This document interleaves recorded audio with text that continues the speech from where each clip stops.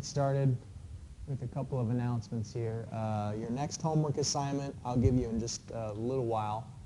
That's due a week from today.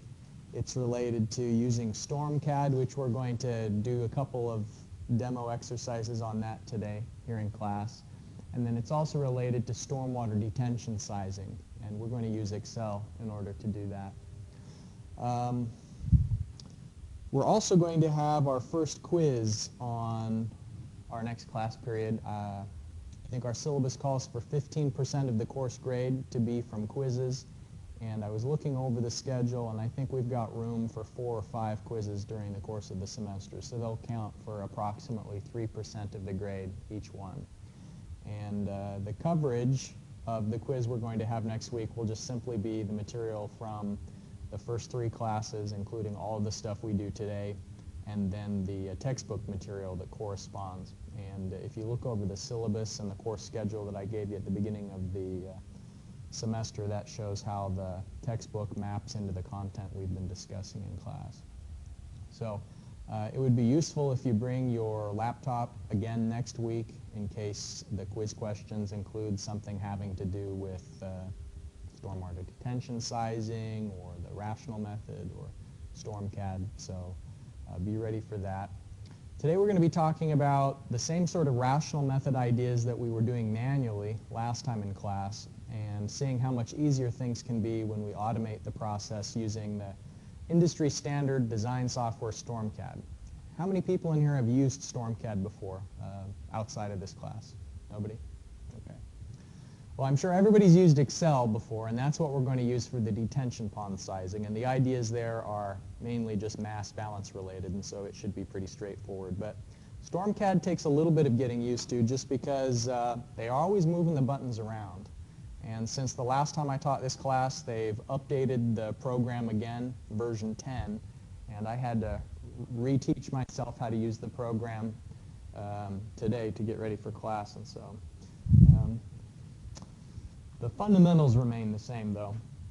All right, here's some pictures of flooding. Excess stormwater is a real problem that causes lots of human suffering all over the world. And these photos were taken in the Philippines 3 years ago when they had a big flood in Manila. And you know, the flooding leads to a lot of illness potential because diseases like cholera spread very quickly when there's contaminated water that's stagnant. It can lead to breeding of mosquitoes, and then that will increase rates of malaria transmission. This guy doesn't seem too concerned. He's there taking a shower in the middle of it. But so what allows us to escape fates like this is to have stormwater conveyance networks that are set up to intercept the water, and you know, there's anything that can happen will eventually happen. And so there is a storm that could overwhelm a stormwater detention and stormwater conveyance network, but we just want the probability of failure to be low enough that we can tolerate the risk. And so in a lot of developing countries, their stormwater detention and conveyance systems fail every year. And so that there is annual flooding that disrupts the daily life, but they simply don't have the capital needed to invest in the infrastructure to reduce that failure probability. In a lot of the developed world, though, we go to great lengths to prevent any inconvenience or disruption that could arise from stormwater. And let's watch a brief video on what they do in Japan, in Tokyo and its outskirts, to deal with the stormwater problem that could be quite serious there, but they've taken a really hands-on, aggressive approach to preventing it. Below these fields on the outskirts of Tokyo, through a door behind a government building, sits a remarkable feat of engineering. An elaborate complex and a massive tunnel aimed at preventing widespread flooding in this low-lying area. Takashi Komiyama explains to us how the system works. A tunnel running more than 6 kilometers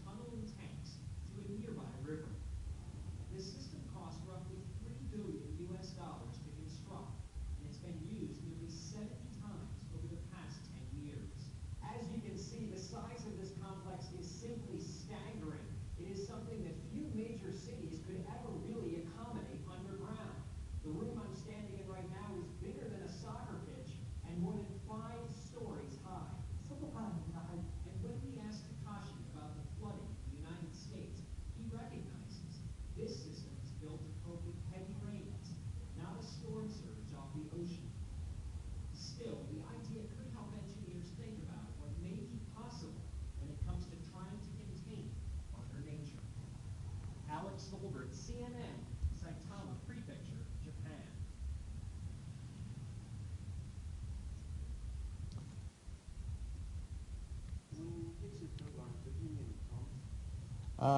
Well, no, he's talking about the power for the pumps are powered by jet engines, and so sometimes those engines are called turbines, but you're right that what they're doing is they're pumping. They're not actually generating electricity.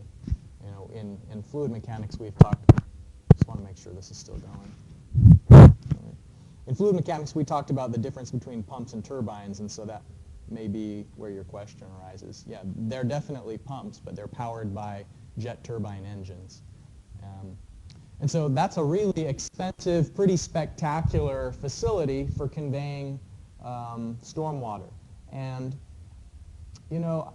it's kind of difficult for municipalities to sell solutions like this until there's a big crisis. Because, a politician who says, I want to spend $3 billion on a problem that you've never seen before is just derided as a complete imbecile.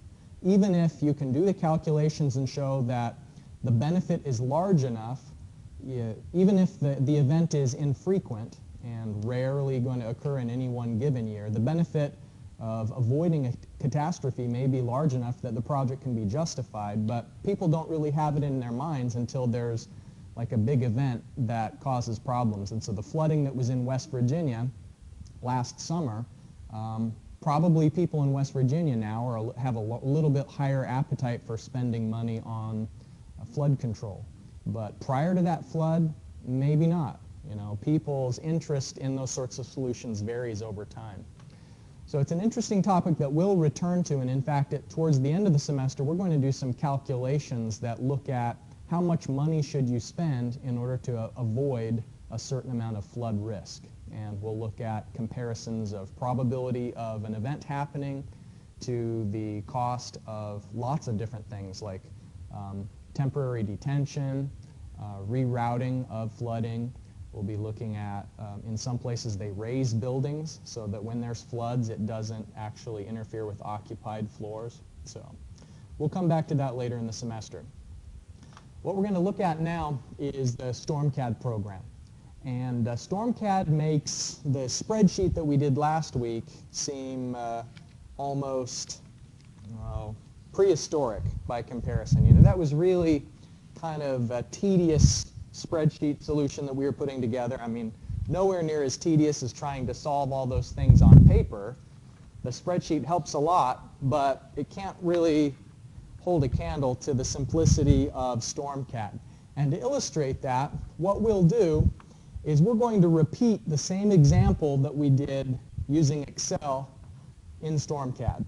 And so by that I mean we're going to draw a conceptual network map, and then we're going to find out if we can find the pipe sizes that are required to convey the water for a given storm. And so the handout I've just given you on the first page is the network map, the IDF curve that tells us the rainfall intensity for certain durations, some information about the catchment area, C values, and then the elevation of the junctions and information about the pipes. So here's the solution on the second page, the pipe diameters that we said were required. In bold, you'll see the D sub n column. And so it says pipe A needed to be 1.25 feet, pipe B needed to be 1.50, and pipe C needed to be 1.75.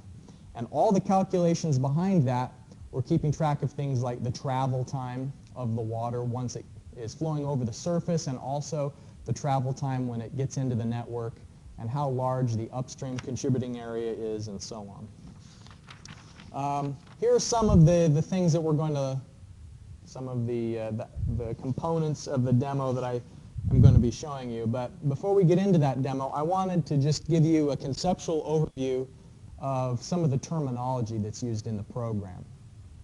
All right, so what we're looking at is a side view. And here's the ground surface in this side view. These are manholes. And then connecting the two manholes here is a pipe. And in StormCAD it's called a conduit. if these are intercepting rainwater, then instead of just being simple manholes, then they're catch basins.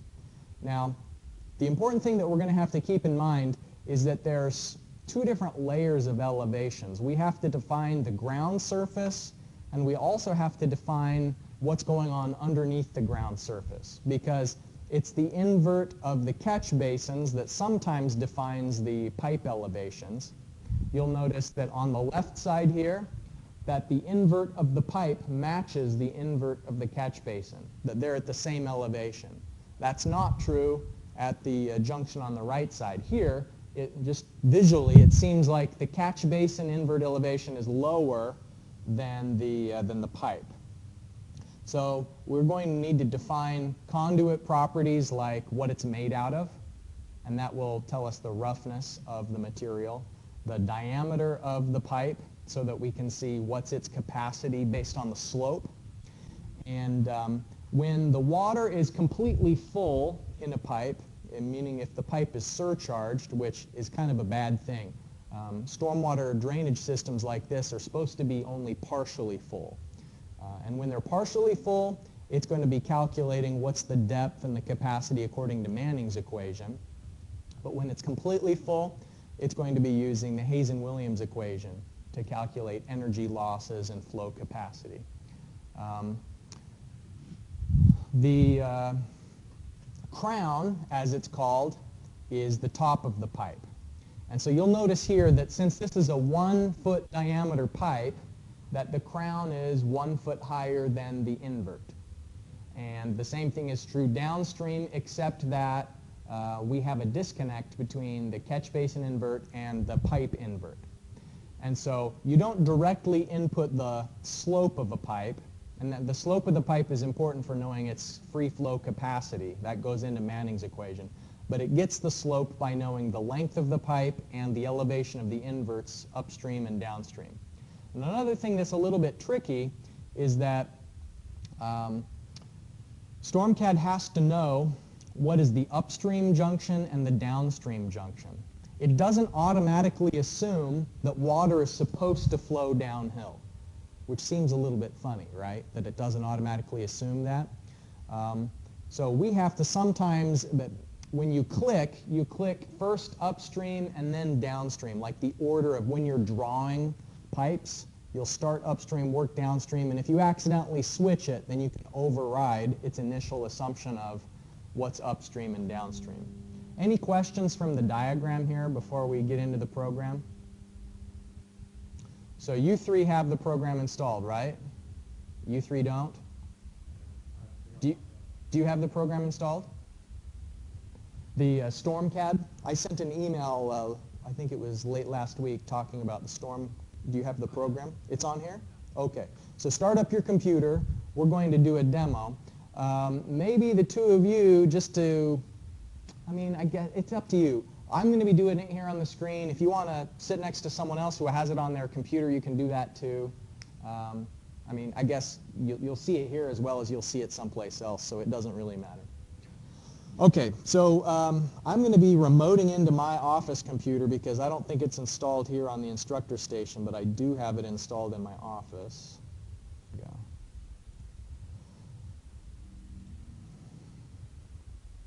All right, so here we have the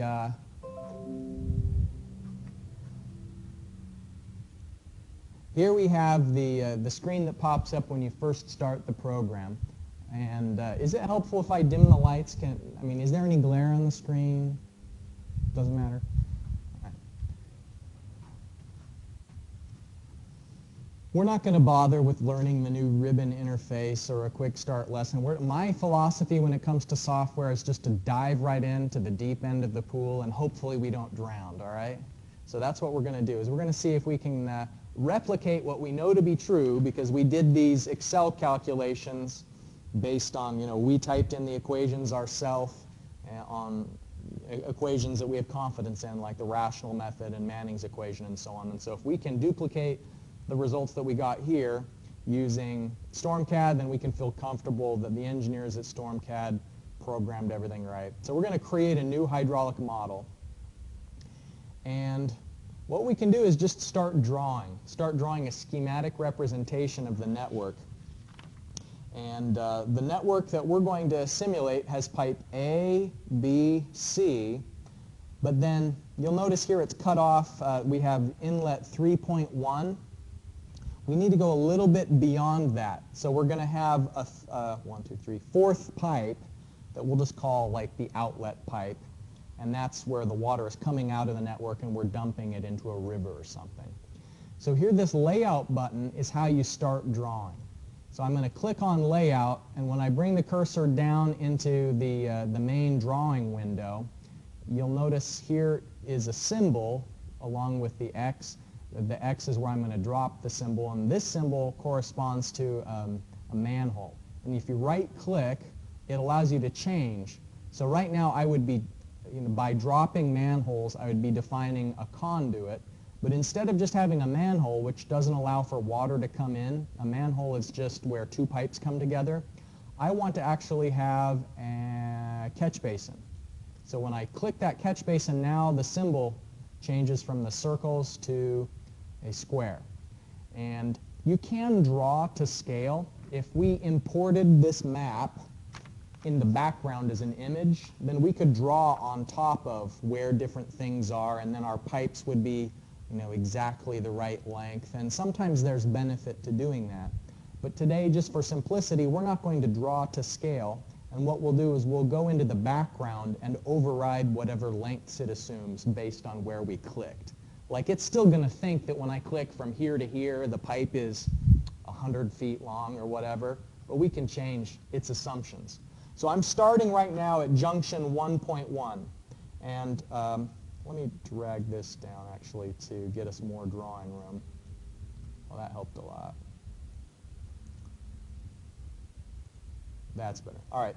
So I'm going to draw starting here, and you notice it automatically named the catch basin. I can override that later so that it matches the terminology that I'm using. And I'm going to put in another catch basin to represent 2.1, another one to represent 3.1. And now I'm going to right click again to change the type from catch basin. I want it to now be an outfall. And an outfall is where the water falls out of the network. All right, so that's where you'd have a pipe going to the creek or to the Ohio River or whatever. So now we've got that outfall in, and you press the escape button to stop drawing.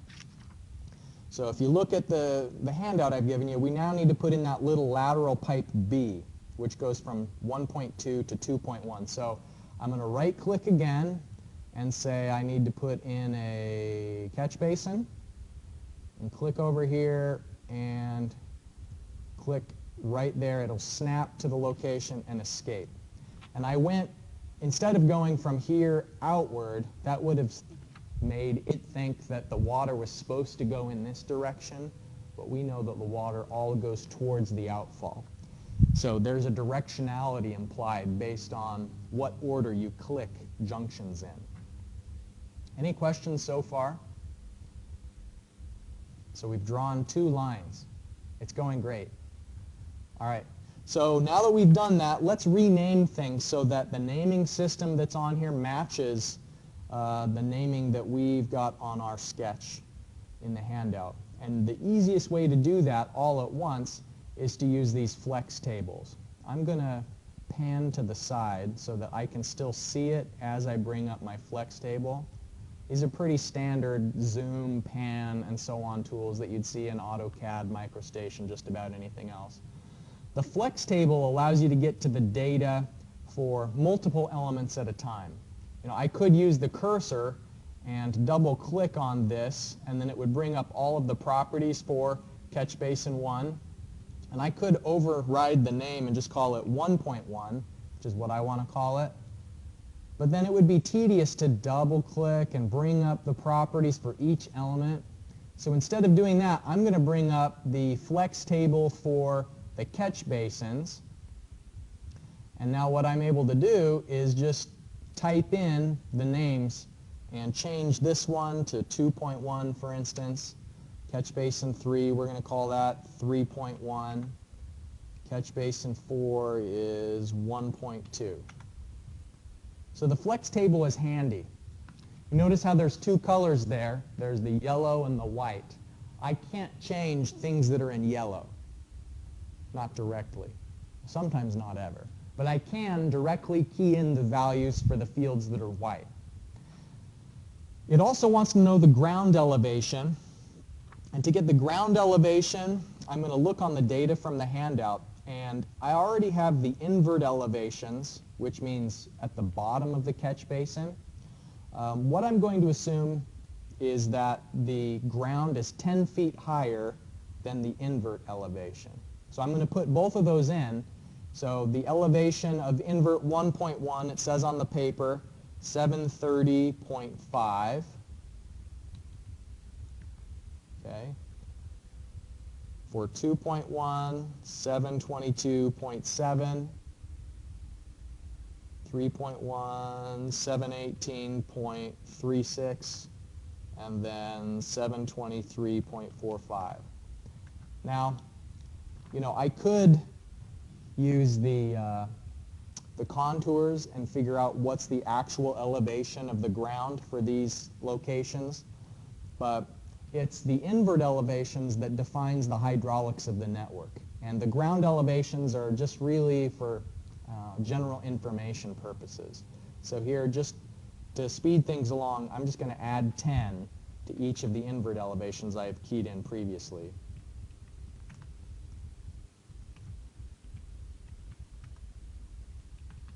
All right. Any questions so far?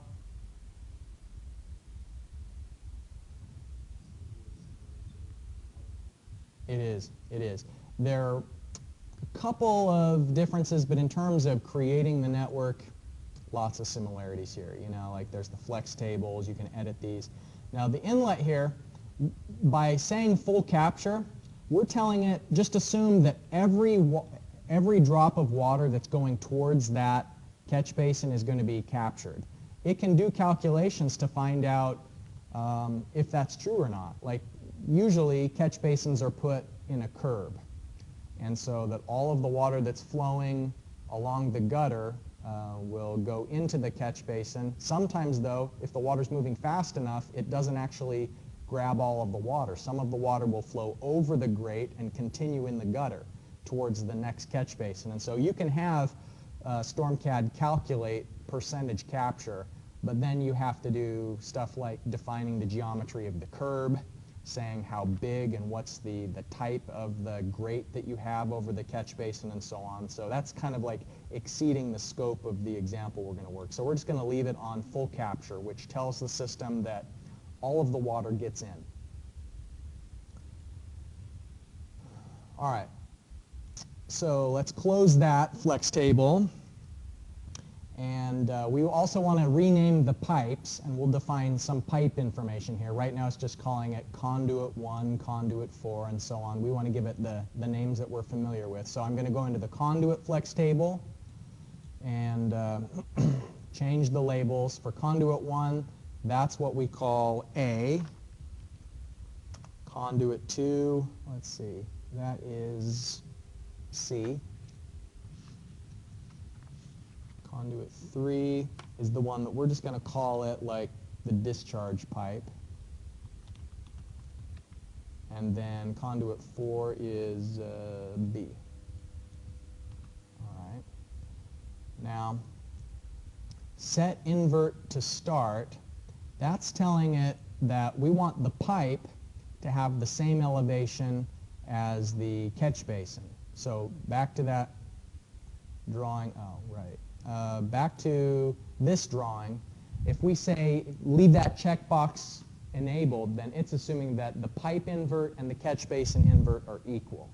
And that's the default assumption. It's a fine assumption to leave that on unless you know otherwise. So we're going to leave that checked.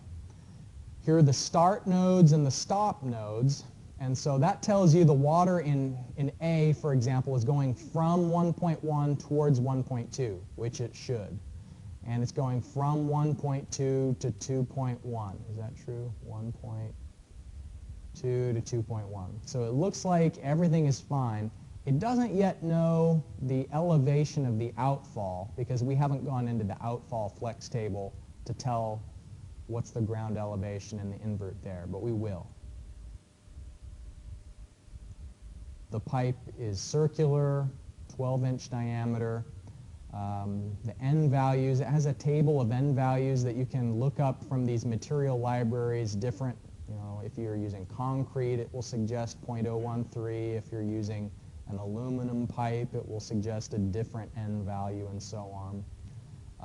In the example we worked before, we said to assume 0.014. So that's a little bit more rough than typical concrete. And so we can override those N values, 0.014, 0.014. And it's easy to do that manually for 4 pipes, but if you had a really long network, rather than typing it all in individually, if you right-click at the top, it brings up this Global Edit option. And Global Edit will allow you to override all of the values that are there immediately. And so it will take every value, every field, and put in the value you type in. So we could do the same thing with diameter if we wanted to. We could change all of the pipes from a 12-inch diameter. We could global edit it to 15. Let's leave it at 12 for now, though. Okay. So we need to go in and change the properties of the outlet, either through the flex table or by individually clicking on the outlet.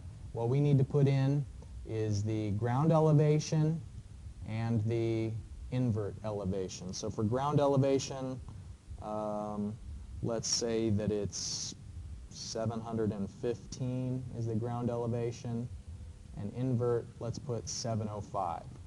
And the reason why I'm just making that up is that I want to make it like a really steep pipe, because this pipe has to be here for the model to execute, but it doesn't really exist in the example like on the paper. So we just want it to be like a big steep pipe that isn't going to be the weak link, because really what we're designing is pipes A, B, and C.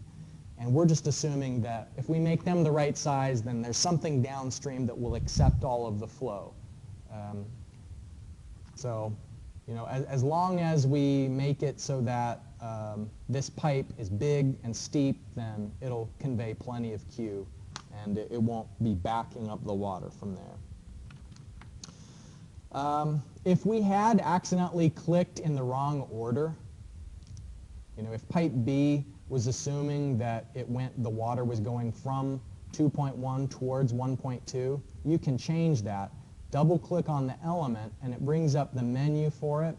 And one of the menu options is, let's see, where is it?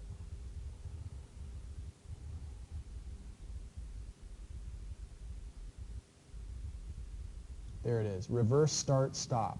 So if you click on the ellipsis there, the dot, dot, dot, then it will flip what's the beginning and the end node. So we click on it again to put it back to the original, which is what we wanted.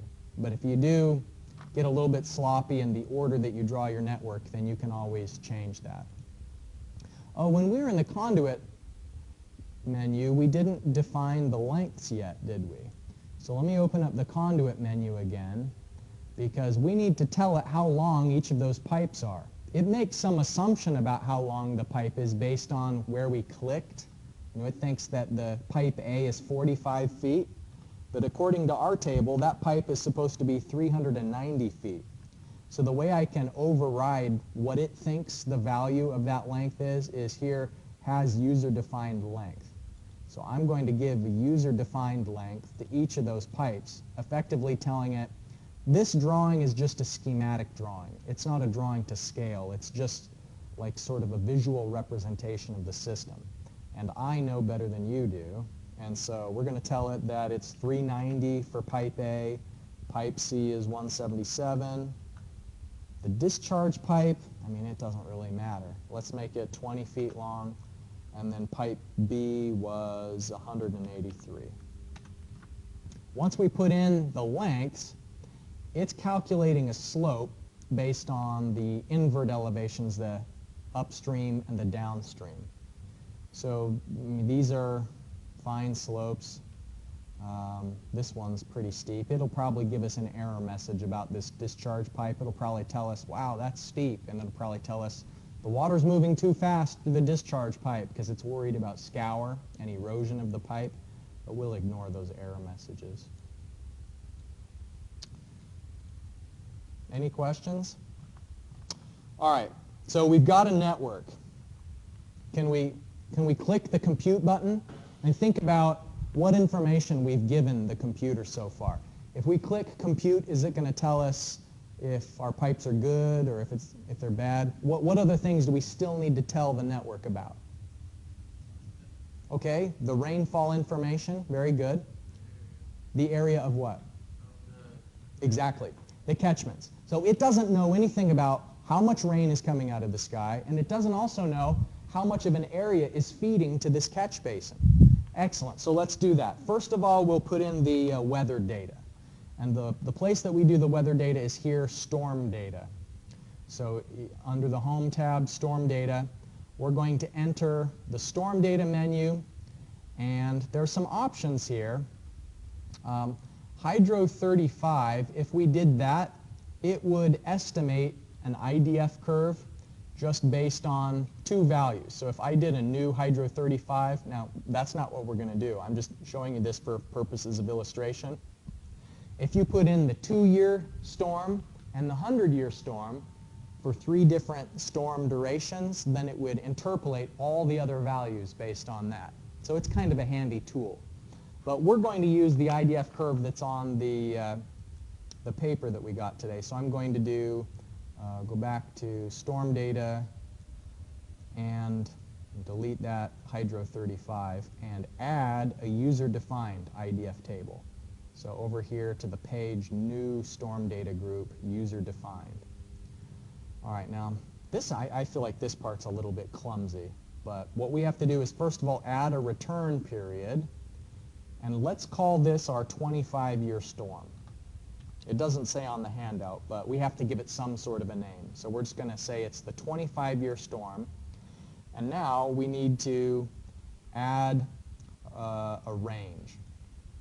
So we want it to be the duration, not in hours. I want to change it to say duration in minutes. So if you right-click at the top, it'll give you this units and formatting option. Instead of displaying in hours, let's have it display in minutes.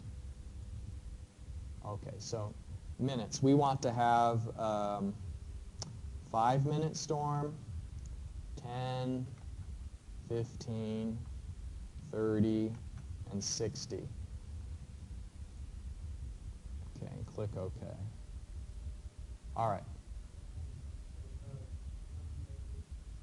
Yeah, it is stupid tricky. I screwed it up already today, so I don't mind doing it again at all. Let me delete all this stuff. Well, I'll start from scratch. So I have to add, first of all, the return period, and you put in 25 or some other number. This is our design storm. And then here, we're going to add durations. And you can do the durations one at a time with add duration, and it would just give you a single row. But if you do add range instead, then it'll allow you to just key in, and with each enter key, it adds a new row. So 5, 10, 15, 30, 60. Don't press enter again, or else then it'll put a 0 below it, and it'll screw things up. It's kind of silly the way that it works, but we've got that, and click. Oh, see, I did that thing. So 60. Okay. All right. Did you get it? Now let's put in the actual data that's on the handout here. It says for our 5-minute duration, the intensity should be 5.4 inches per hour, 4.2, 3.2, 2.3, 1.4. So this is just how intense the rainstorm is going to be for different storm durations. All right, so we can close that window. So we told it about what the precipitation patterns are in the area of this project, wherever it is. Now we need to tell it about how big the basins are. And we can do that in the Layout tab. Go to the Layout tab. It's this Catchment tool. And remember that all we're doing so far is we're just drawing a conceptual map. This isn't to scale. If we had the picture in the background, then we could actually create polygons that are the shape of our known boundaries. But since this is just conceptual, I'm going to override whatever it auto-calculates for the area and type that in the same way that I overrode its estimates of the pipe lengths. So I'm going to draw a catchment. I'll draw one here, and then you right-click when you're done drawing it. I'll put one here, right-click for done. And they don't even need to be on top of it. I could put this one over here, done. So I've got 4 catchments. I've got water coming into the network at 4 locations, and then I'm going to tell the computer how big each of those basins are, what's the C value for each of those basins, and I also have to tell the computer which basin is feeding water into which inlet. It doesn't know, just based on where I've clicked, what the hierarchy of which basin is feeding which inlet. So I'll go into a flex table to define all that information. So I'll go back to the Home tab and enter the Catchment flex table, because in the Catchment flex table I can rename things and give it the right areas. Let's label the catchments with the same numbering system that the inlets have. So I'm going to call this Catchment 1, I'm going to call it C1.1, because it's the catchment that feeds inlet 1.1. And I'll call this C1.2, C2.1, and this is C3.1. All right. Outflow element is where you're telling it the connection between a certain catchment and what it should actually drain towards. So when I click here for outflow element, this ellipsis says select from drawing, and I've forgotten which one I'm even doing right now. So, all right, so catchment 1.1. What I'm going to do is I'm going to say the water goes in here, and then it knows what it needs to know. The same thing, okay, now we're doing this one. You're basically just assigning where it discharges its water to. You see this little dashed line? That's the conceptual link between the catchment and the inlet. And this water goes in there. So it draws those dashed lines just to summarize that. All right, so areas in acres. And that happens to be the units that we know everything in. So catchment 1.1 has area of 2.2. Catchment 1.2 has an area of 1.2, area of 3.9, and an area of 0.7. Okay. It also wants to know the C values, which we have in the handout, defined 0.65, 0.8, 0.7, and 0.7. Last thing, time of concentration. If it was in hours, I could change the units and formatting from hours to minutes. Whatever units you need, it can handle. So let me put in the known times of concentration for each of those. 11 minutes. And it's going to use that time of concentration. It's going to use that and go to the IDF table to find out what's the intensity, the worst case scenario intensity. And the worst case scenario is that you have a storm that lasts exactly as long as the time of concentration, because any storm that's more intense than that will be over before all of the water concentrates to the outlet. And any storm that lasts longer and has a lower intensity, the intensity will be lower, and so the peak flow would be lower. So the worst case scenario that we want the system to be ready for are storms that have the same time of concentration equal to the storm duration. So that's why we have to tell it that information. Okay, so 1.2 has 9.2 minutes. This catchment has 13.7 minutes. and then 8.7 minutes.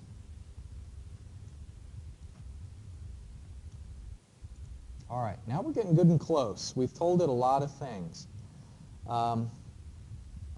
There are a couple of more changes we need to make. Just these are odd peculiarities of StormCAD. I think probably if you were doing like a real professional network and putting in all of the information, these wouldn't be issues, but we're kind of putting together a simplified model.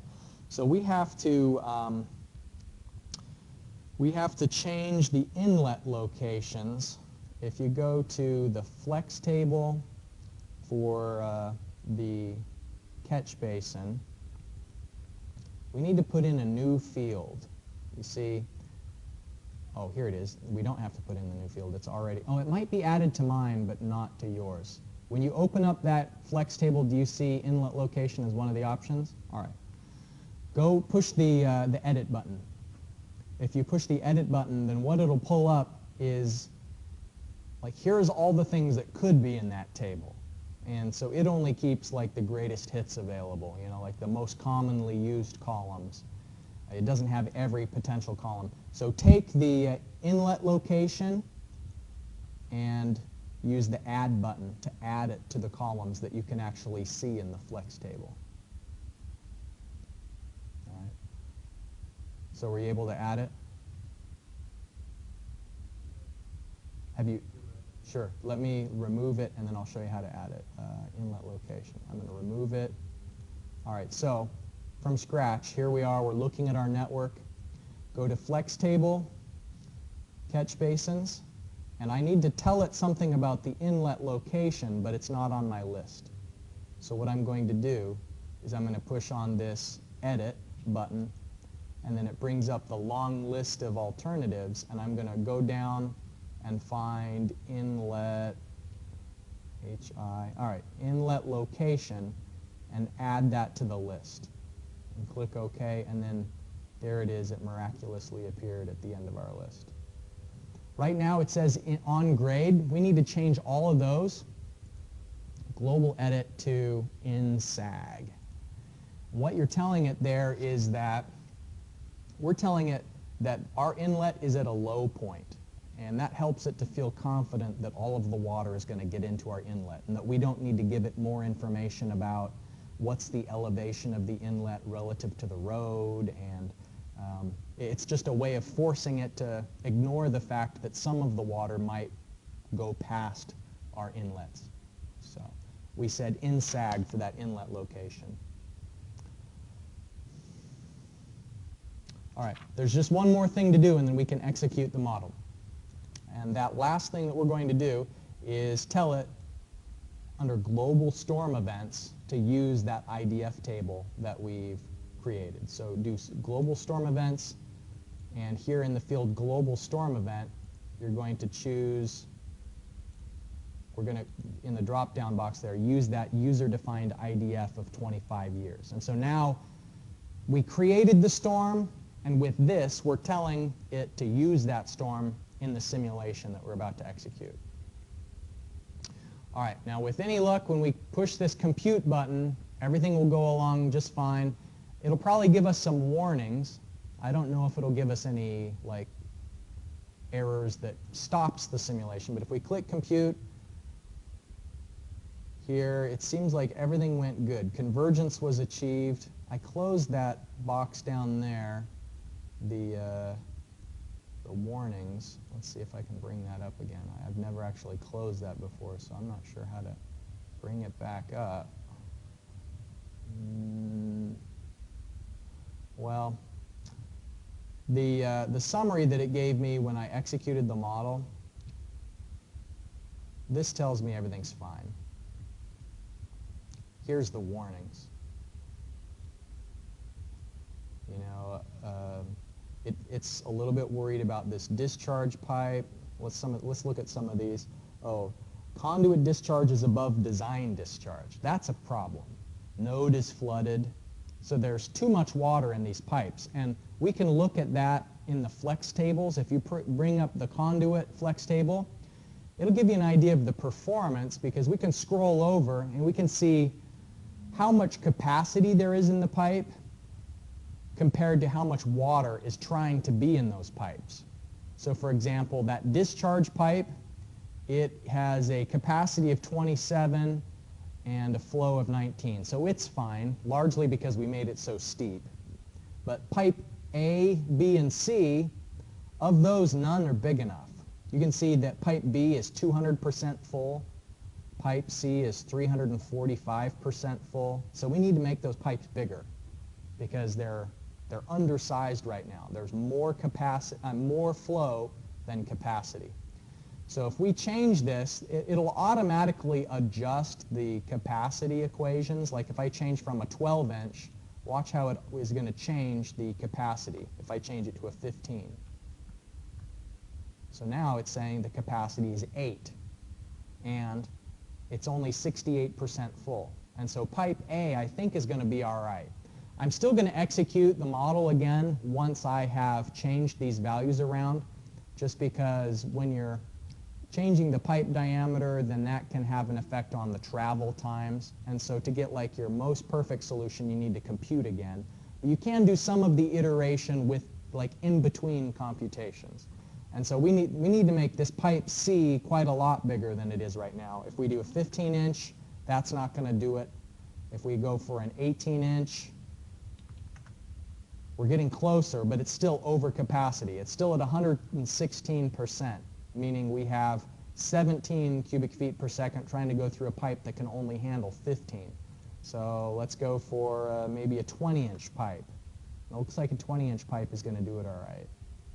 The 12 worked for the discharge, but our rule that we know is you can't have pipes getting smaller.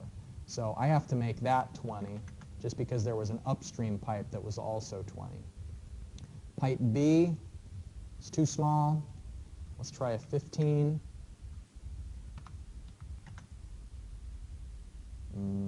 Oh, that didn't do anything. Let's try 18. Doesn't seem to be changing. Oh, okay, I was still in there. It didn't actually. 15 until I move to the next. 15's not big enough because it's at 110%, but 18 looks like it might work. Okay, so now that I've changed those, I'm going to have it compute again, and there will be some small changes in these values when I compute. No critical error messages. If I go here into the messages, it's telling me now that the discharge pipe is too steep, that the velocities are too high.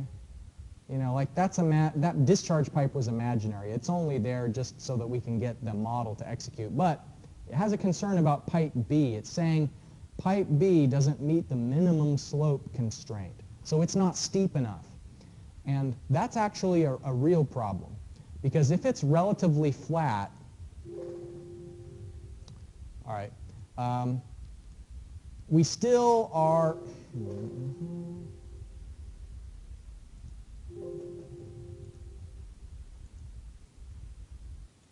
all right, we have enough capacity in pipe B, but pipe B is pretty flat, and so what that's going to mean is that probably the water has a low velocity, and like sand and grit is going to accumulate at the bottom of that pipe. It's going to be kind of like a maintenance nightmare. They're going to have to be cleaning it out all the time because garbage won't be moving fast enough through that pipe, and it's going to settle. And so we might want to change the elevation of the upstream invert just to avoid that. So how we could optimize that design is by, in the handout here where it said the invert elevation of 1.2, we may have to make a note somewhere that we had to make that catch basin a little bit more shallow because we wanted to overcome the problem with pipe B being too flat. So let's do that, see if we can make the error message go away. Right now, the invert elevation, it's hard to find what you're looking for when it's in here. All right, invert elevation is 723.45. If we bring it up 1 foot is all. We bring it up to 724 and close that and then execute the model again. Let's take a look at the messages, and that message is gone.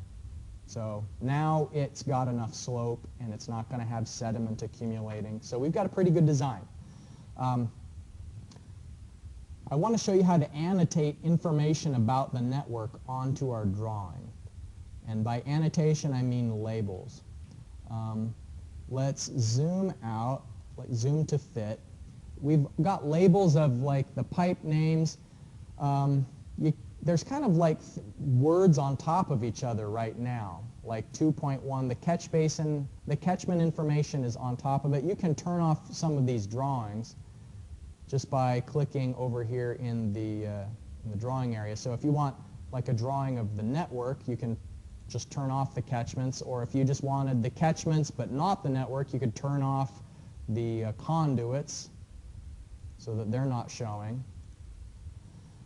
But let's say I want to have the pipe diameters listed. You know, that would be a nice thing to have on our drawing. So click on the plus button here, and these labels that are there already, we're going to add a new one. So you right click and add a new annotation, and it brings up a list of options. And the annotation that we want to have is for the selection, let's see, freeform annotation. No, we want it to be diameter. So diameter is what we want to be there, and it asks, do you want to put a prefix? Well, I'm going to put in D equals as my prefix so that it's going to have D equals and then the information, and then %U is the suffix of the units.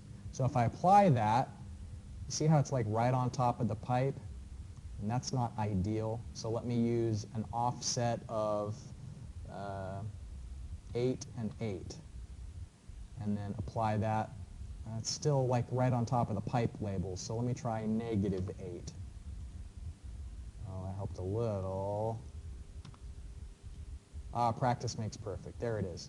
So now we've got these labels, and you click OK. You can move them around individually if you want to change it a little bit to get things out of the way. But that's how you add an annotation. So let me show you again, like if we wanted to annotate the pipe lengths.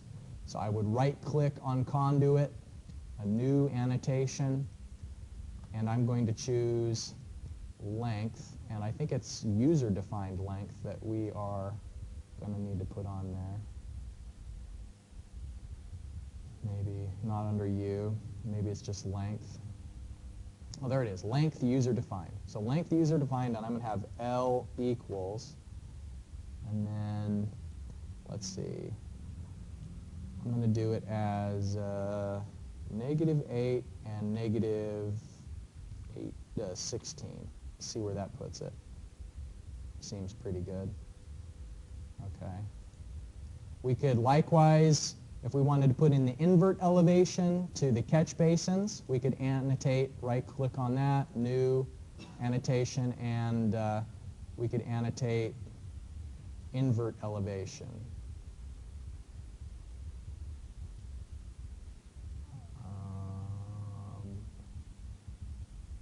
Elevation, invert.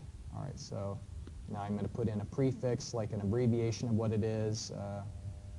Invert elevation equals. And let's just think, where's that going to put that? Maybe, no, that's a bad spot. I want to have more of an X offset.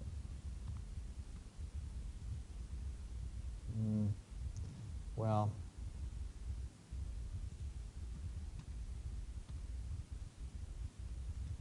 that's better. All right. I'd manually move things around before I printed anything off. So any questions about what we've just seen? Okay, well, we're at a convenient stopping point for a break, so let's do that. Let's take 5 minutes to stretch our legs, get a drink of water and whatnot. We'll get started again and then switch over to talking about ponds. That's all the exposure you're going to get from me on StormCAD. Now you're going to need to use that for the homework assignment. So here's the handout of the homework assignment. The network is the same network we've just been working on, but it's the whole thing instead of just a couple of pieces. And to solve this whole network on a spreadsheet is not pretty. I've done it. But on StormCAD, it is pretty. It's very nice. So that's what I'd like you to do is use that procedure to size the pipes. And I give you some instructions on like the following pages of how I'd like you to annotate the networks and like what your submission should look like. The third page of the handout is stormwater detention, which we'll talk about after the break, which is going to start right now.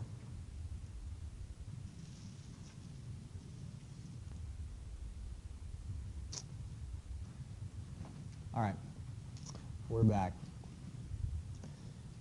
This question was on the concept inventory. And by the way, I have posted your concept inventory scores. There were 21 questions. I think the best score in the class was 15 out of 21. How much? Was it 17? There was someone out there who got 17 out of 21. They'll remain anonymous. Huh? So congratulations on that. I counted those as bonus homework points. And you can't actually say an assignment is worth 0 in MU Online, so you have to assign some positive point value, and so I assigned it. That assignment was 0.01 points, and so even if you only got 1 right, then that's why your percentage is above 100% right now. If you look in the grade book, you're probably really loving your score in this class at the moment. So congratulations to everybody. Everybody in here is doing more than 100%, and so that may not last forever, but maybe it will. But one of the questions on there was about urbanization and the effect that human development has on the hydrologic cycle. And almost always, when we disturb the land, we make it so that it is more impervious, meaning that we reduce the amount of water that can percolate down into the soil, and we increase the amount of water that is going to be running off. But it's not just that. We actually change the timing as well. So consider this before urbanization curve. There's 2 things to note on this curve. Number 1, the peak isn't very high, meaning that the peak runoff flow rate is low, but also the peak is shifted to the right, which means that that big peak of water arrives relatively slowly because the water that's flowing through nature takes a long time to get anywhere, to our point of interest, to our outlet. For example, like a culvert crossing. If the water is traveling over the fallen leaves and twigs and it has to wet all of the trees before it even gets to the ground surface, that delay is pretty sizable compared to after urbanization. So after urbanization, you'll notice 2 things about it. The peak is higher, meaning that the flow rate that's coming down the line is going to be a lot larger, but also it's sooner.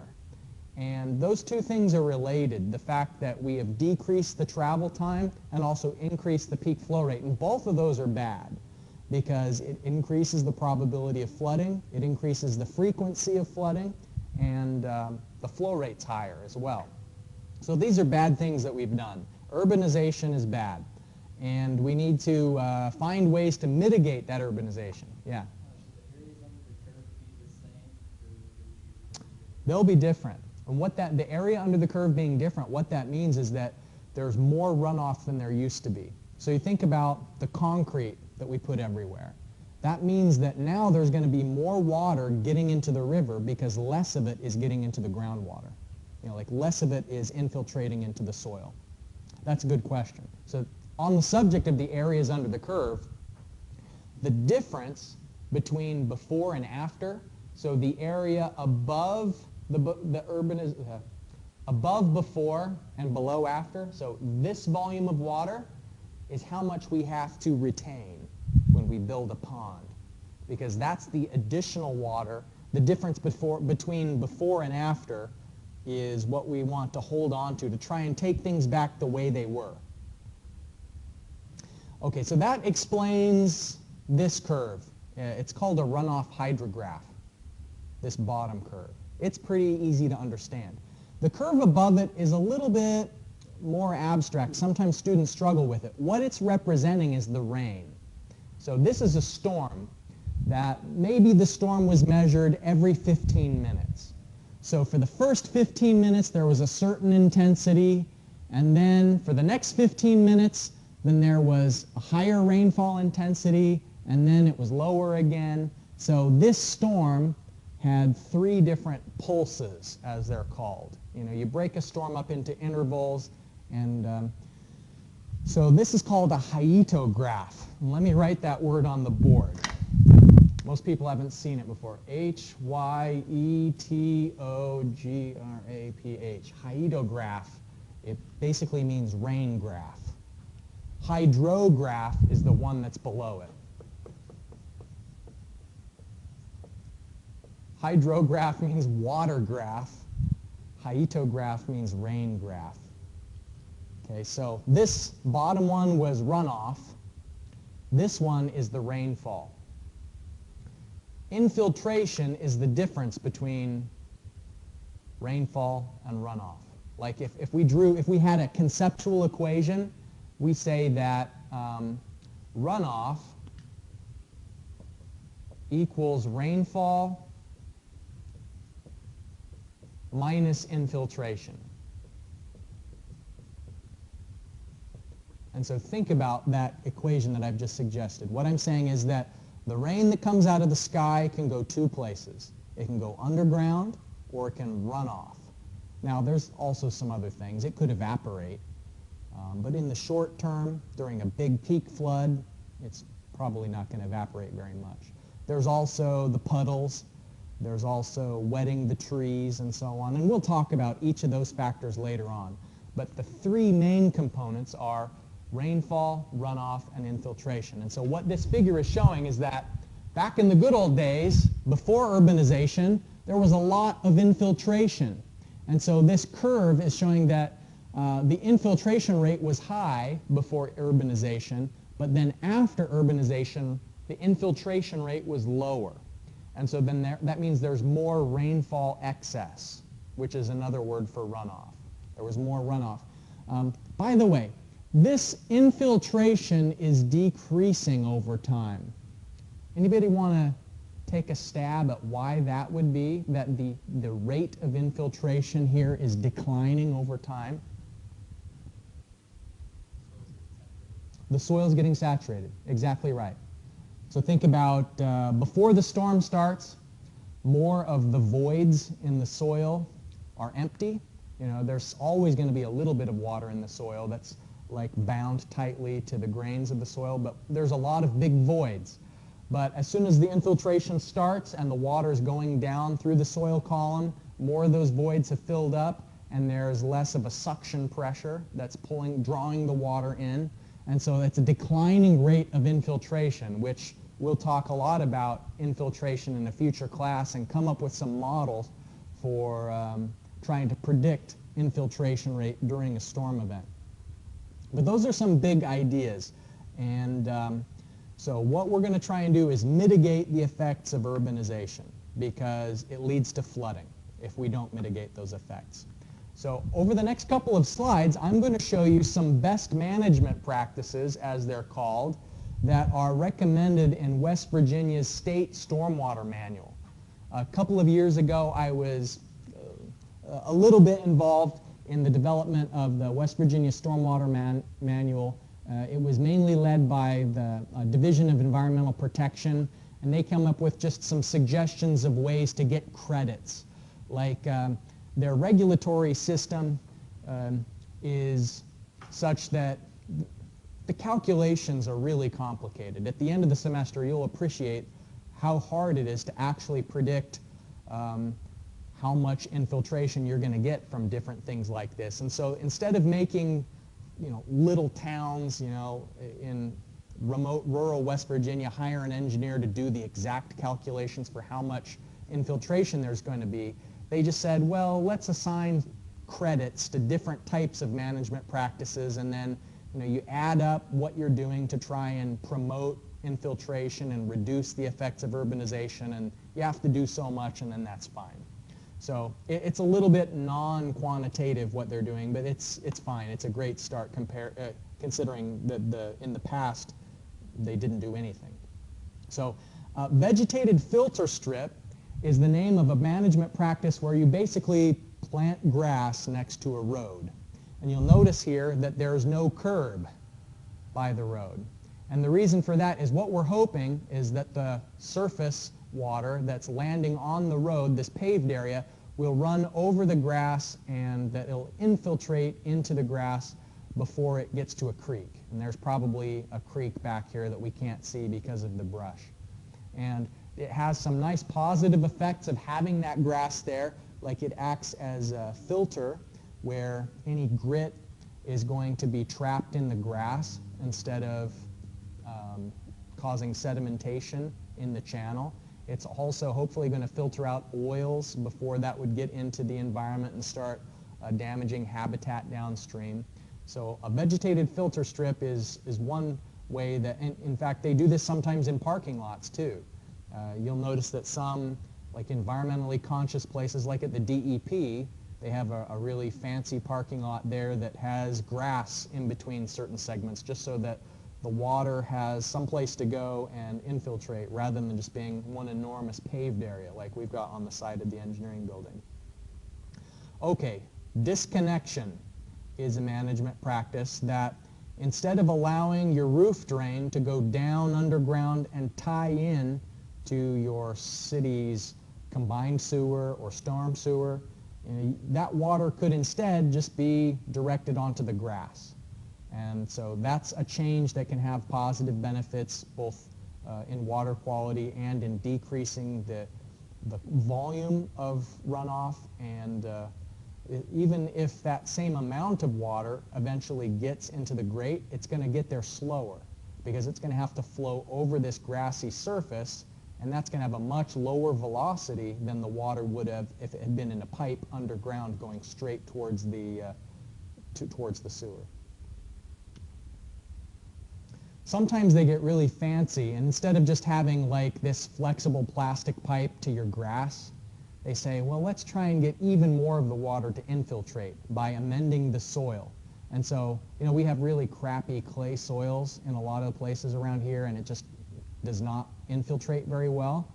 But if you put in some sandy soil and you make some changes, including like putting in vegetation that has good evapotranspiration, and you put in like a barrier, this is kind of like a small dam to encourage pooling inside of this area. So you'd have disconnection. This roof drain is leading to this little wetlands in a way is what they've got, is they've made a very small engineered wetlands on their property with amended soil, a berm, and some plants.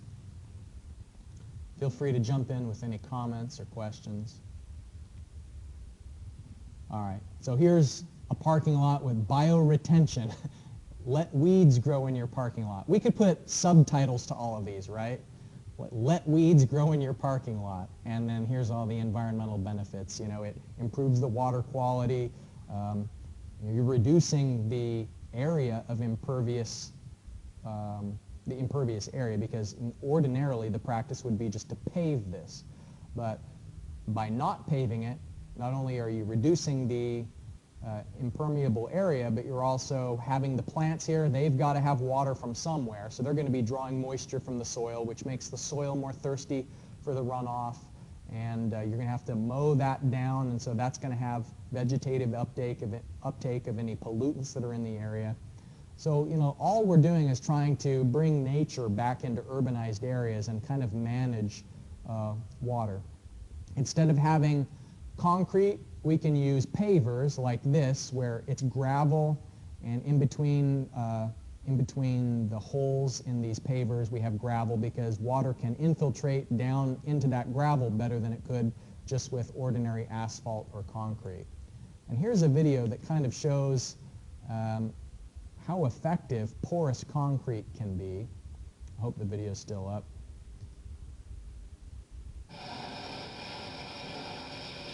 The volume doesn't add a lot though. Okay, now watch. This is water coming from a cement truck, and they just keep pouring it and pouring it and pouring it, but it's not going anywhere. Just look, the water is infiltrating into the concrete. No matter how much they throw at it, that concrete just keeps drinking up the water. That's pretty cool. I mean, eventually it would saturate, because underneath this layer of concrete is going to be some gravel.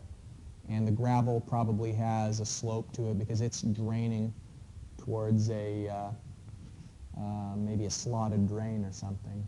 But it's a really cool idea. It works best in climates that have fewer freeze-thaw cycles, and so I think that this demonstration is at the University of New Hampshire, which is actually pretty remarkable that they could have it that far north.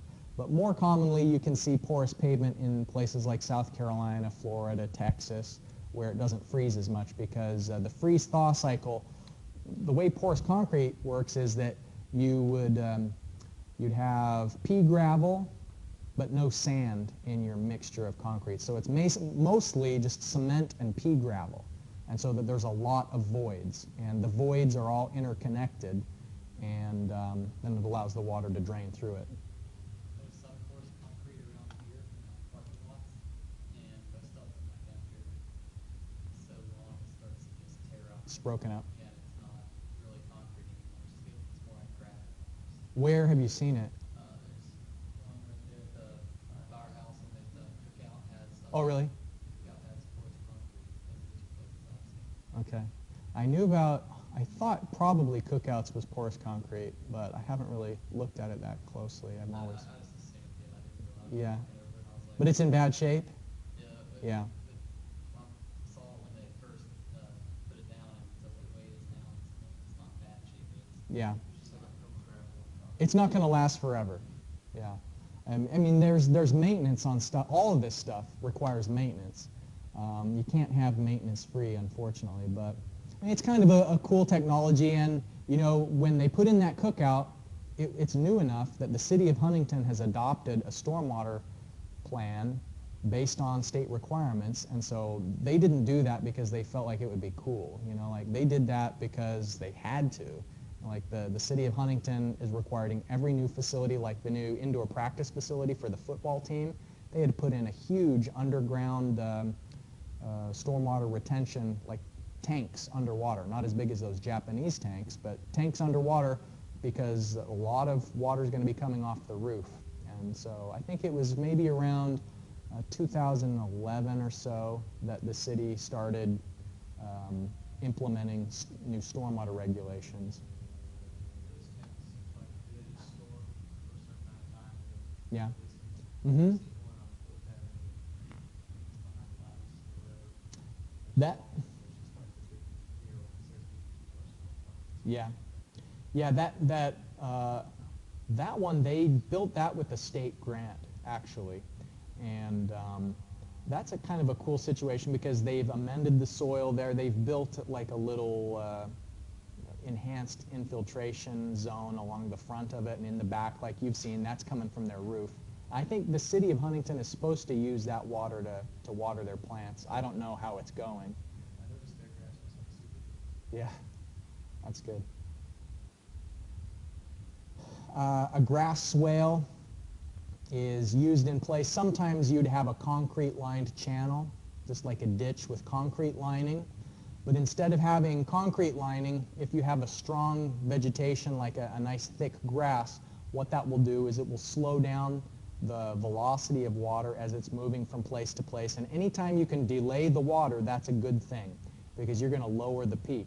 And so at the indoor practice facility, for example, even though the same volume may be discharged whether or not they had those tanks, just the fact that they're delaying it means that they're going to be dumping that water into the drainage network after the unregulated peak flows have already started tapering down a little bit. So that just connects the roof drains to some tank? Mm-hmm. That's right.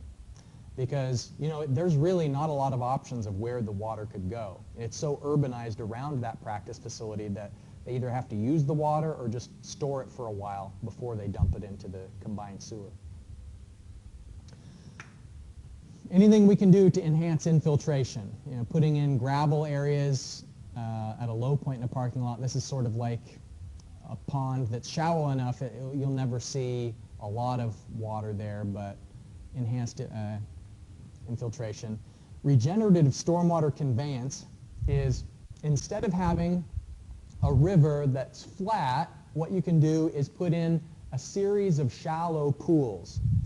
And each one of these pools has to fill up before the water ripples into the next one. And so, you know, water would if it was just a matter of traveling down some steep slope, it would move very, very quickly. But the water has to fill this pool before it fills the next one, and the water level will fill it up again.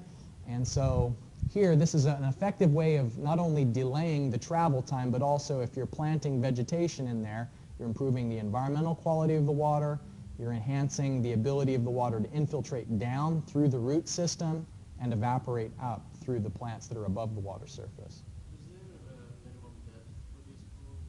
I mean, just the water goes from the Well, once they're full, then the water's going to be moving quickly. But when they're empty, like when it's not raining, then it's going to delay. Maybe it is a big soil corrosion happening. It can, yeah.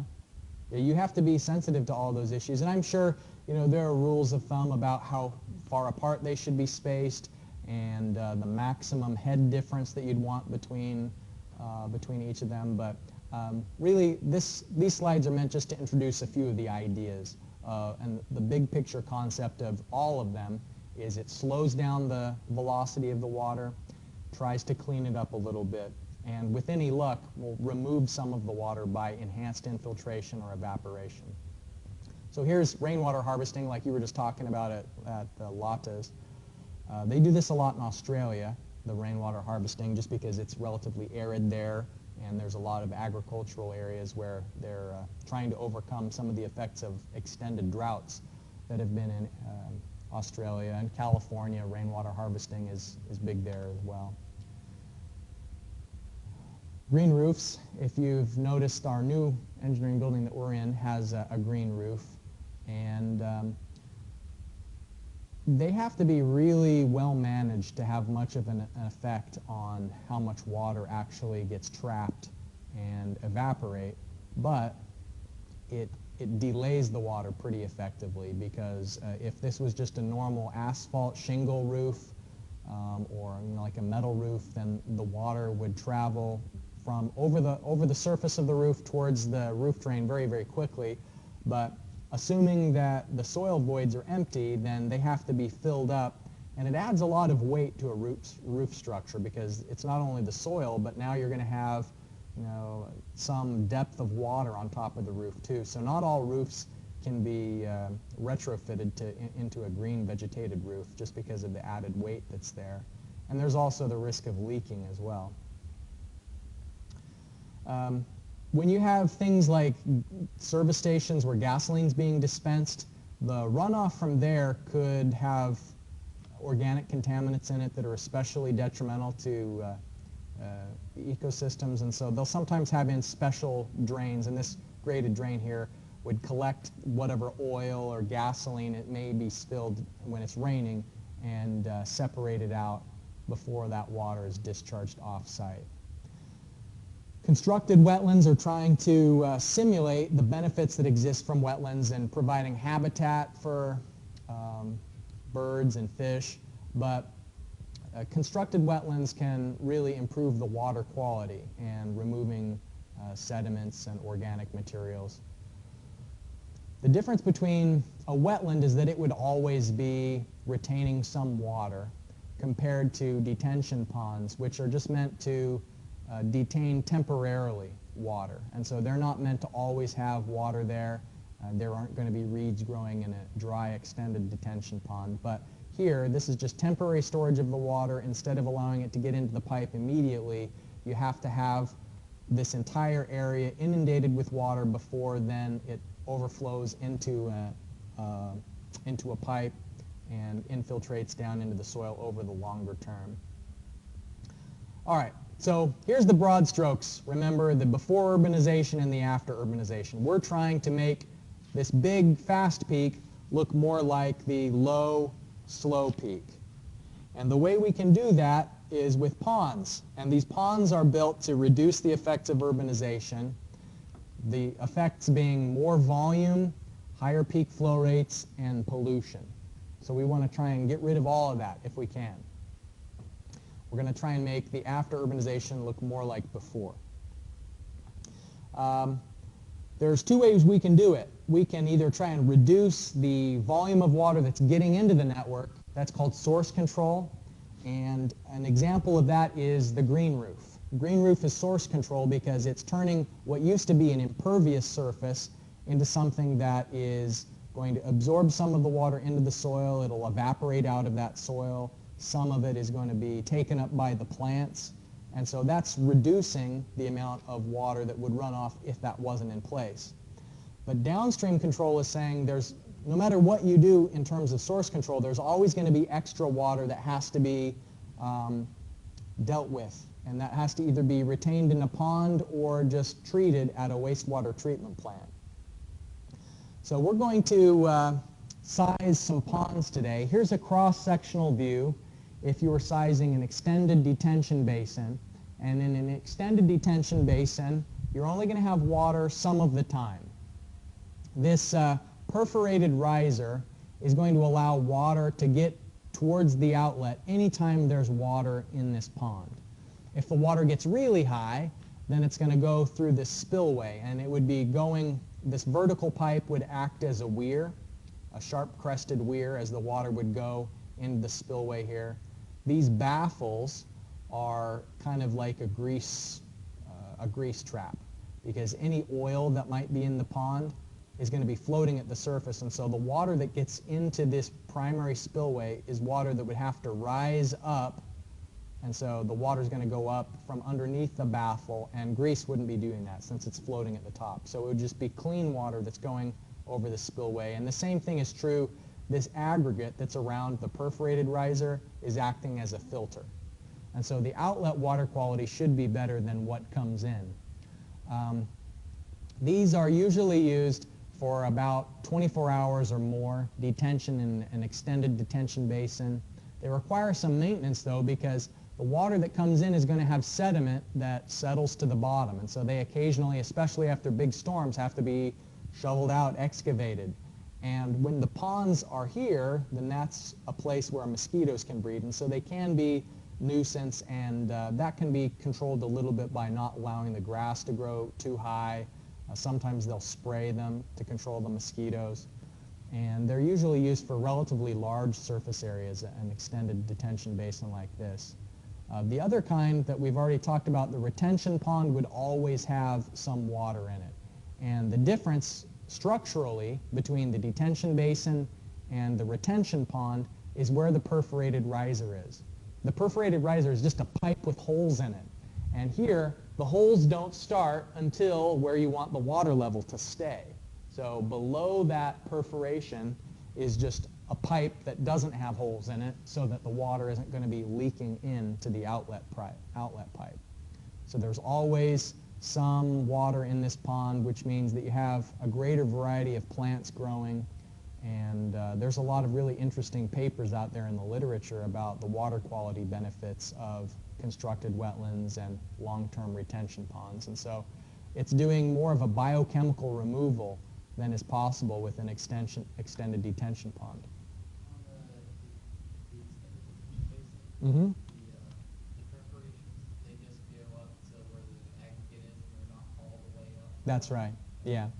If they were all the way up, then the water could get through them without filtering through the aggregate.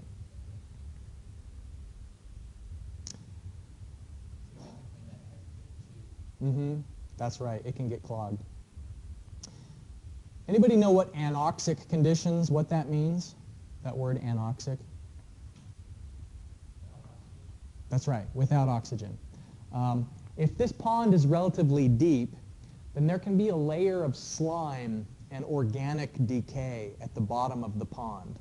And that's a bad thing, because if enough oxygen can't infiltrate down through the water and diffuse to the bottom so that the microorganisms at the bottom of the pond, if they're anaerobic, they're breaking down organic contaminants in the absence of oxygen. If there's any sulfur in those organic constituents, then it can smell really bad. So that rotten egg smell that sometimes you'll get here in the buildings, like when Steel of West Virginia is cleaning out their, they have some ponds, like chemical storage ponds that are anoxic, and kind of it smells bad when they clean them out about twice a year. Well, ponds can have that problem too. So there are rules of thumb when you're designing a retention pond about how deep a pond should get, because if it's too deep, basically the air can't get down to the bottom layer. But if it's relatively shallow, then the air can diffuse fine, and then the pond won't become anoxic.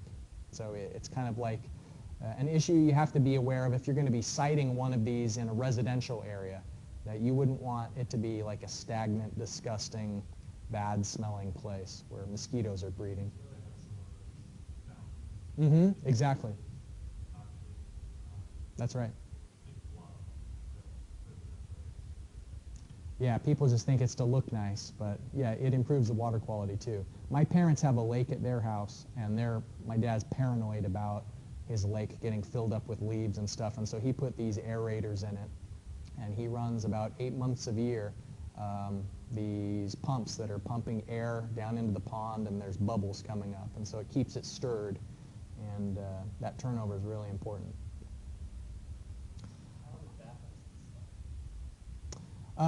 Well, they don't just float in midair. I mean, there'd be probably like a post around them, and it's a ring. So it's a ring that goes all the way around the spillway there, and I'll see if I can find a picture of one. They're commonly used in wastewater treatment too, because yeah, right, yeah, good point. Yeah, it could just, if there was a post connected to the pipe, then that could support it.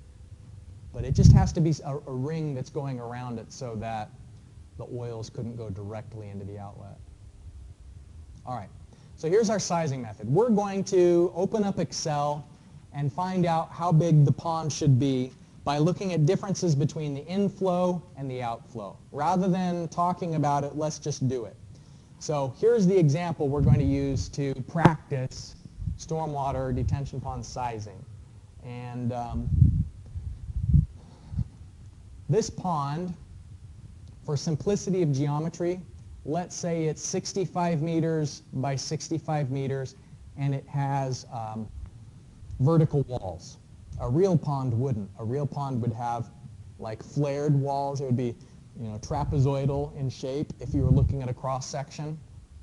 But for our first effort, let's say that the geometry is we have some pipe coming in, and here is the hydrograph of the water coming in. So we know at time 0 is when the storm starts, and at hour 1 the flow rate is 0.3 cubic meters per second. So this is telling us the inflow, and we want to find out if the pond is 65 by 65, what is the outflow of the pond? How does that compare to the inflow?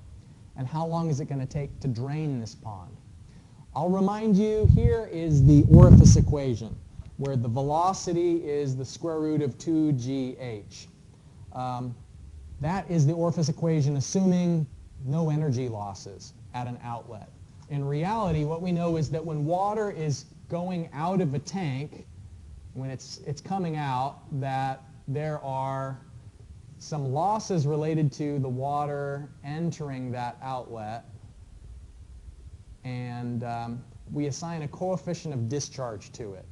And here, the coefficient of discharge of 0.59 simply means that the velocity is less than it would be if there was no energy loss, the actual velocity. And so the flow rate Q is going to be the cross-sectional area of the pipe multiplied by the coefficient of discharge multiplied by square root of 2gh. So when we calculate the outlet through this pipe, we're going to be using the orifice equation to do that. So in is defined by the hydrograph. Out is defined by how deep the water is. So if the water is really deep in this pond, there will be a high velocity coming out because there's a lot of pressure, a lot of upstream head. The h that we're talking about is from the center of the opening to the water surface. Just to refresh your memory about the orifice equation. So any questions before we get into the Excel here? All right.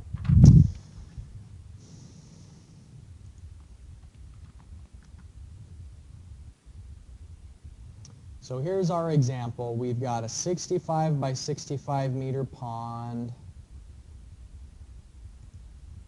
All right. Make that a little bit bigger.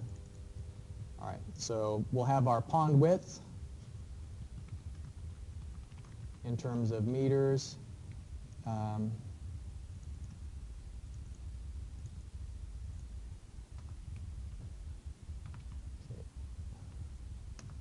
65 meters. The pond length in meters is 65. And from that I can calculate the area of the pond, meters squared. All right, so that is just the length times the width. And the reason why I have it calculate that is that I'm going to calculate the pond volume. And it's going to be changing depending on how much water's in there, but having the area calculated for us would allow us to change some of these parameters, and everything else would update based on that. Okay, the coefficient of discharge is 0.59, which means there's some energy losses. And let's also define the pipe diameter. And in the problem statement it says that our pipe diameter is, what did it say? This example.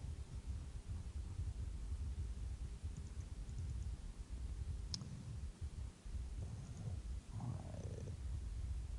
250 millimeters. Okay, so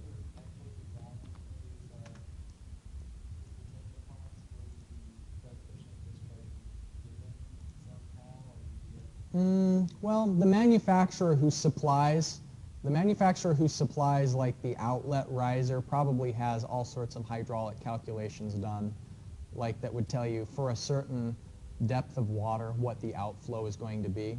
So you probably wouldn't have to use the orifice equation at all to calculate it, but you'd use their table of depth to flow rate. They'd have it calibrated for you.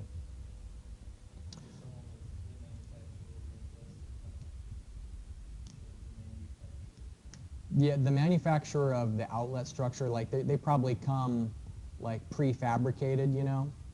They would have a table of how high the water is going to be to how much water is going out of that prefabricated outlet structure.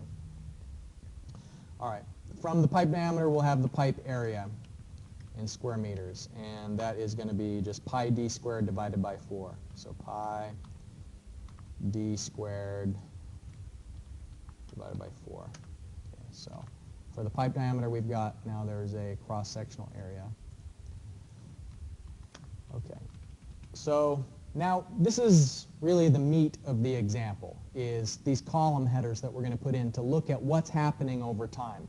So I'm going to have time in hours as one of my columns, the inflow, which is cubic meters per second. I'll have a column that is devoted to the volume in during time increment,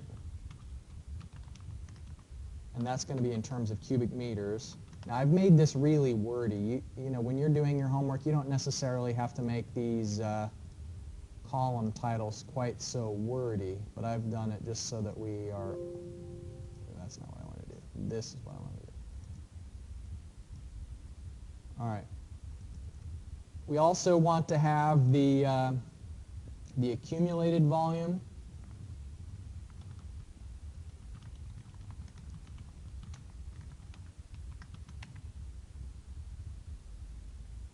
I'll wrap all of these. Okay.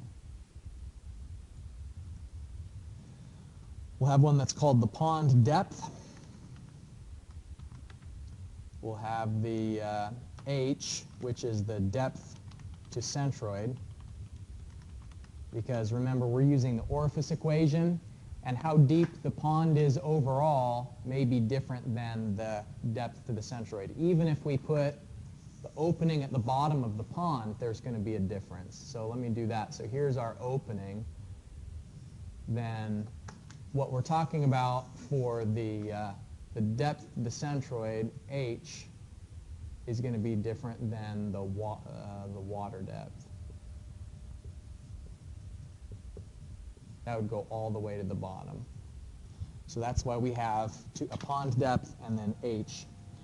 Finally, we're going to calculate the outflow from the pond, and that's cubic meters per second.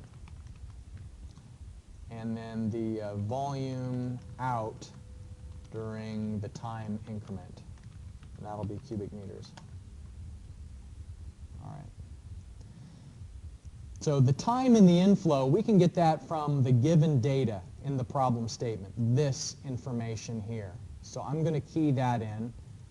What we know is that the time is given in 1 hour increments. So I'll have that sort of automatically fill in through maybe 15 hours for now. And then the inflow, the data that we've got is, it's 0 is the initial inflow flow rate, then 0.3 cubic meters per second, 0.67, 0.81, 0.64, and 0.22. So this is how much water is coming in. This is the after urbanization runoff. We're going to try and make it so that the peak flow rate is less than this. Right now, coming into the pond, the peak flow rate is 0.81.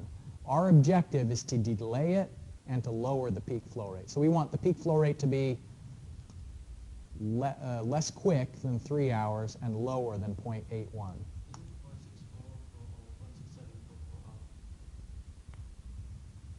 I think it's right. Is it not?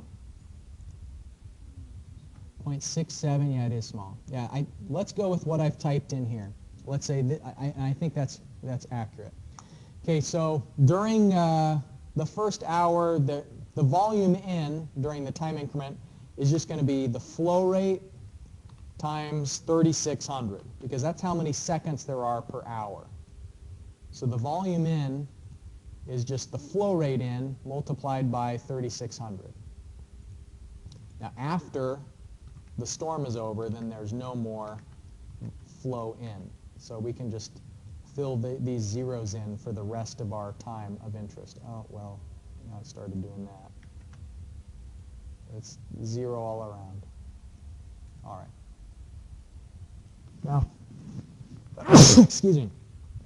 At time 0, there's no volume that's accumulated yet. So I'm going to type in 0 like a manual for all of these. The pond depth is 0. Depth of the centroid is 0. There's no outflow yet. And there's no volume out during the time increment. Okay, but how much water is there at the end of the first hour? Well, it's going to be equal to how much water came in. That's the accumulated volume at this point. The pond depth now, we have a total of this much water divided by our pond area. So I'm going to divide by the pond area, and I'm going to press F4 to anchor that so that when I drag down, it's always looking at our pond area. So this tells us now how deep is the water in the pond at a certain time. And the depth of the centroid is going to be the pond depth minus half the diameter. So if you look at the sketch that's on the board, I hope that'll make sense. So it's the pond depth minus 0.5 times the pipe diameter. I'm going to anchor the reference to the pipe diameter so when I drag it down, it'll always be accurate. So the reason we have to know that is it's the depth of the centroid that we put into the orifice equation for H. So now the outflow is calculated with the orifice equation. So using this, it's A, which is the pipe area, anchoring that, times the C sub D, and anchoring that reference as well, times the square root of 2 times G, which is 9.81, times H, which is the depth of the centroid. Okay?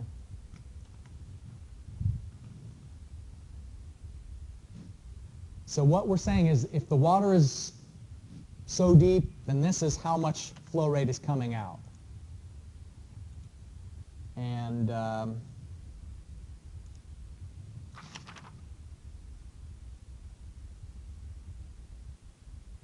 of the centroid. Okay.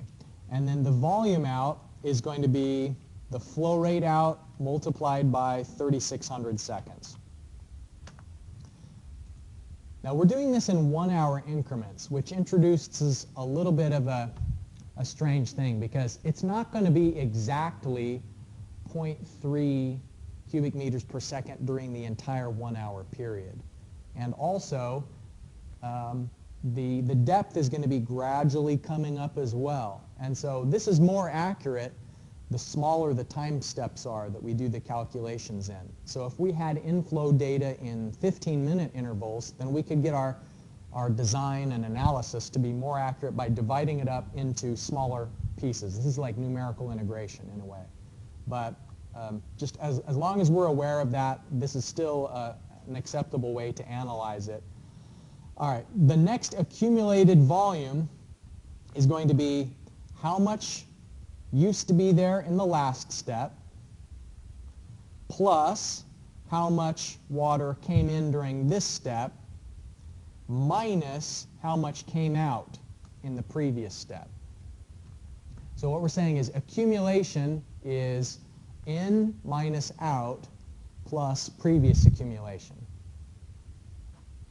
So we have to look at the previous time step to find the outflow and the previous volume that had accumulated in the tank. All right. So that tells us at the end of hour 2 how much water is there. And so now, based on that volume, we can calculate the depth of the pond. Based on the depth of the pond, we have some new value for H, which gives us the outflow, which tells us how much volume of water came out during that 1 hour time period. And now that we've got all the formulas in, we can just select all of these and drag it down, and it will calculate what's going on. All right. So let's take a step back and look at what's happening. See if it makes sense. Our peak was at hour 3. Here's the inflow, 0.81. And the outflow is gradually getting higher and higher, and now it's coming down again. So at this point now, the pond depth, look, it maximizes the pond depth at 1.7 meters, and now it's decreasing again. So it's not all the way empty yet. We'd have to add in some more hours to find out how long it takes to eventually empty this pond. So let's have, it's counting. We don't want it to do that. All right, just zeros for all of these. No more inflow during this time. And we can further drag this down and see how long it's taking to empty this pond. Okay, it finally emptied. All of this just means that nothing's happening anymore. So after 27 hours, at the end of 27 hours, the volume of water in the pond is down to 0. So if you look at the depth went up, and now it's decreasing very slowly. It's doing its job. That's what a pond is supposed to do. So we could graph this just to illustrate what's happening. Let's insert a chart. And the one that we're going to do is a scatter plot where we don't necessarily, let's look at the data points and have it smooth. And so selecting the data, one of our series is going to have time versus the inflow. I'll go down through 27 hours. Okay, so, and then the Y value is going to be the inflow. And then I'm going to add another series. Oh, let me change the name of that. I'm going to call the inflow. And then adding our outflow. And the same X values, it'll be hours 0 through 27. And the outflow this time is going to be the flow rate out. So outflow from pond. It's not going to like that number exclamation point. All right. So look at that. Isn't it beautiful what the pond is doing there? I'm going to add some axis titles so that I can call this time in hours. And then this is flow rate. flow rate in cubic meters per second. Yep, let me change the axis so that it doesn't have negative values. That's stupid. I don't know why I thought it should do that. And we'll also put in a key. Legend. Good. We don't need these. Here's our legend.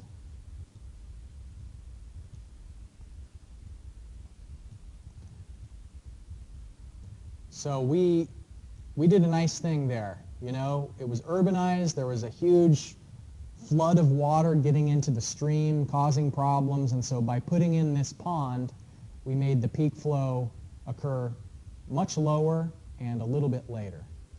And the nice thing is we can now optimize. And that's what you have to do in your homework, is change things around to say, well, what if we made that pond, instead of 65 by 65, that's going to be pretty expensive. What if we just made it 50 by 50 instead?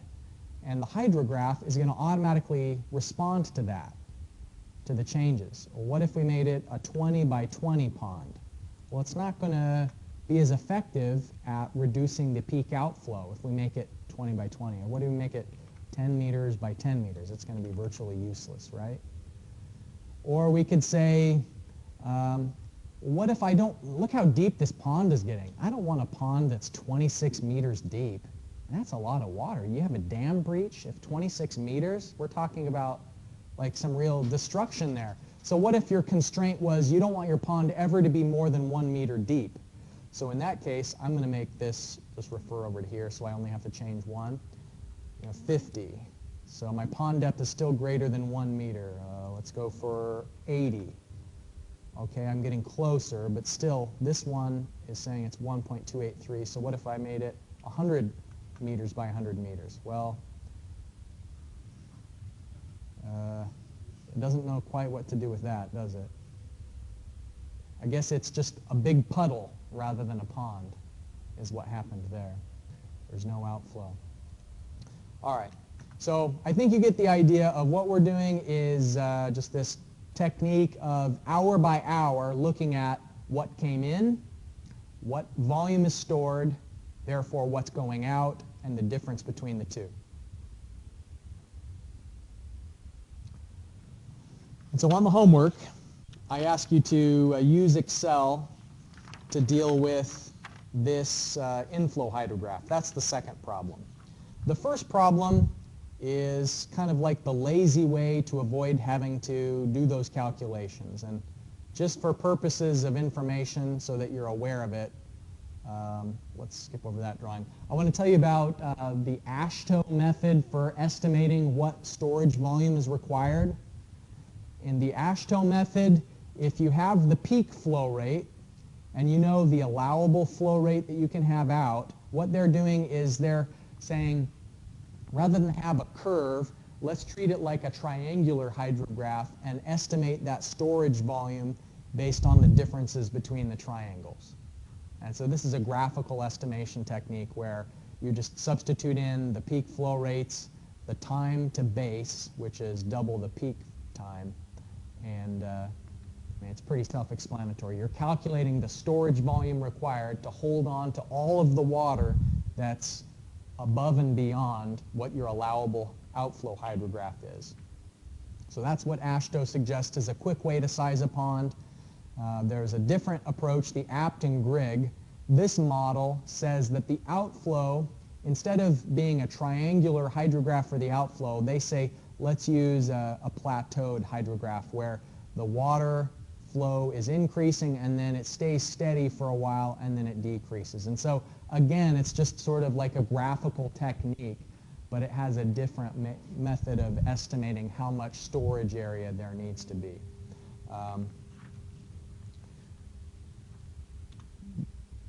Let's try those calculations out. Well, let's look at those calculations because I don't know if we'd have enough time to bust out the calculations, but I have that I can pull up in my CAM scanner. The outflow discharge duration is the In which one? The example. Oh, in this. Discharge duration is 50 feet. Right? Velocity. Right. Yes, that's right. So that's Yes. Discharge. No, by discharge duration, actually, that's talking about the entire. That's the base duration. So yeah, that's the duration of all of the inflow. So that's the TB. Yeah. Thanks for asking that. Sorry for my initial bad mistake there. All right. Well.